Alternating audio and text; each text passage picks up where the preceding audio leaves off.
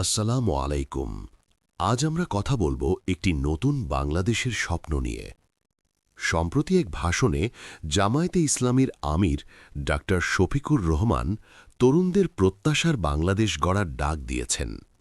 তিনি একটি শক্তিশালী বার্তা দিয়েছেন ৫টি হ্যাঁ এবং ৫টি না এর মাধ্যমে। সততা, ঐক্য, ইনসাফ, দক্ষতা ও কর্মসংস্থানকে আমাদের হ্যাঁ বলতে হবে।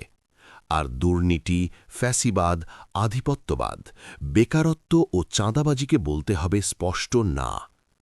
এই নতুন বাংলাদেশে তরুণরাই হবে মূল চালিকা শক্তি।